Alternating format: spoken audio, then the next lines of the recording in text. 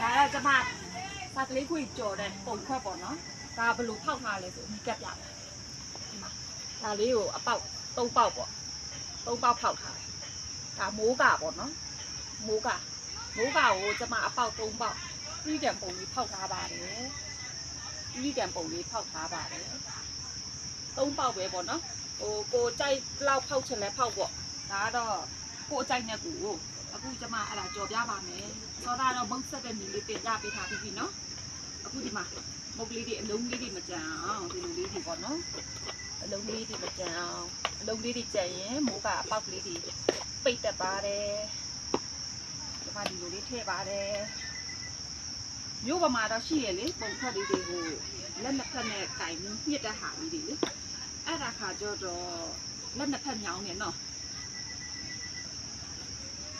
အပေါ်ဆုံးကတော့မိုးကနော်ကိုတဲရခါကျတော့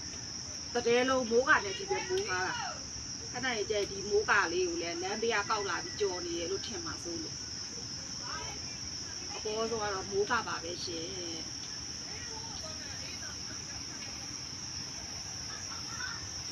လက်နှစ်ဖက်နဲ့ဝိုင်းတာနဲ့ဒီလက်တစ်ဖက်ထဲဝိုင်းတာနဲ့ဆိုတစ်ဖက်ထဲဝိုင်းတာကျတော့နည်းနည်းတက်တာလေလို့ထင်ရတာပေါ့ဒီစာကလေးခွေကိုကြော်ပြီးသွားပြီလားဆိုလို့ရှိရင်သူ့ရဲ့လိုက်ဖက်လေးကဘာလဲဆိုတော့မြုပ်ဒီအတောက်ရှည်လေးရယ်ညတော့တိန်လေးရယ်အဲ့ဒါလေးပါထည့်ပြီးတော့ရောင်းမယ်ဆိုအရန်လှတယ်ရှင့်ဟိုမြို့ပေါ်မှာဆိုတော့ဘူးတွေလည်းပေါ်တာ哦နော်ဘူးတွေပေါ်ခါကြတော့လေဘူးတွေထည့်ပြီးတော့ကြော်ရောင်းလို့လည်းရတယ်ဟိုဒီလိုမျိုးအချက်မဟုတ်ပဲနဲ့အကြည်ကြော်ချင်လို့ရှိရင်လည်းလေအကြည်ကြော်နေကျမပြမယ်ဒီလိုမျိုးလေးပေါ့နော်ဒီမျိုးလေးတွေလှုပ်လိုက်လို့ရပါတယ်အဲ့လိုလေးတွေလှုပ်ပြီးသွားပြီလားဆိုလို့ရှိရင်ဒါအကြည်ကြော်ပေါ့နော်ဘူးတွေထည့်လို့ရပါတယ်ဘူးတွေထည့်လို့ရပါတယ်အဘူးထဲကိုစာကလေးခွေလေးထည့်ပြီးပြီလားဆိုလို့ရှိရင်အပြစ်တော်စိမ်းလေးကိုဖြူမြုပ်ဒီအတောက်လေးကိုထည့်ဘူးလေးနဲ့ပါကပိတ်ပြီးတော့ရောင်းရင်လည်းရောင်းပါလှပါတယ်ကျမတော့တော်တဲ့တောင်ထဲမှာဆိုခါကျတော့ပစ္စည်းမစုံဘူးပေါ့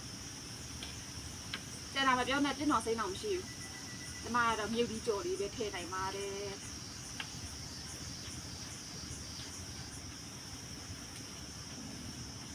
ပထမတော့ကျမတော့ဆက်နီးတင်ပေးလိုက်ပြီနော်ဒါဆက်ပြီးွားတဲ့အနေထားပေါ့ကြော်တဲ့အနေထားပါရောက်သွားပြီကြော်တဲ့အနေထားပါရောက်သွားပြီအကောင်လုံးလိုက်လုပ်ကြည့်ကြပါအောင်မြင်ကြပါစေလို့ဆုတောင်းပေးလိုက်ပါရရှင်